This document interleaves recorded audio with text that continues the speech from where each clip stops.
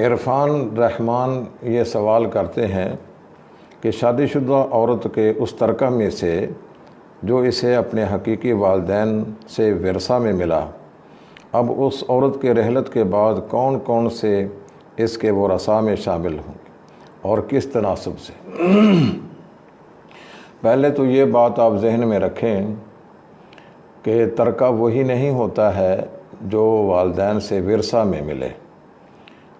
مرنے والے کی ہر وہ چیز ترکہ ہے جب وہ مرتے وقت اپنی ملکیت میں چھوڑ گیا تھا، وہ والدین سے ترکہ وراثت میں ملنے والا ہو، یا اس کو شادی کے موقع پر تحفے تحائف ملے ہوئے ہوں، یا اس نے خود کمایا ہو، جس طرح بھی جو چیز بھی اس کی ملکیت میں تھی، مرنے کے بعد وہ اس کا ترکہ بن جائے گی، اور اس کے ترکہ میں سے جو شرعی ورثاء ہیں ان کو حصہ دیا جائے گا۔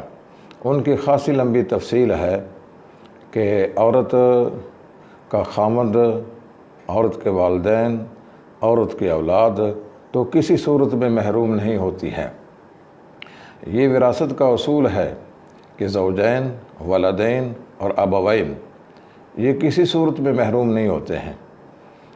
میاں فوت ہو جائے تو بیوی محروم نہیں ہوتی ہے۔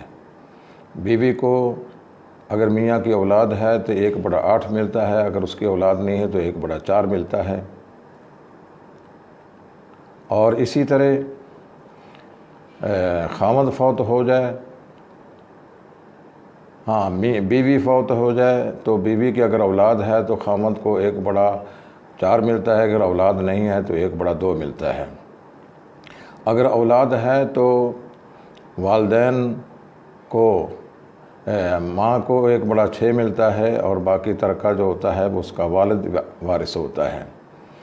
تو اس طرح ان کے حصص مقرر ہیں، قرآن مجید میں اس کی تفصیل موجود ہے۔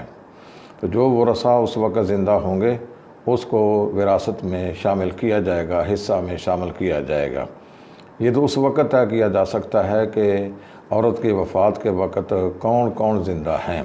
البتہ یہ اصول اپنی جگہ پہ ہے کہ مرد مرنے والا ہو یا عورت مرنے والی ہو، میاں بیوی، والدین اور اس کے اولاد، اس کو اس کے ترکہ سے کسی صورت میں محروم نہیں کیا جا سکتا ہے، الا یہ کہ کوئی شرعی رکاوٹ آ جائے۔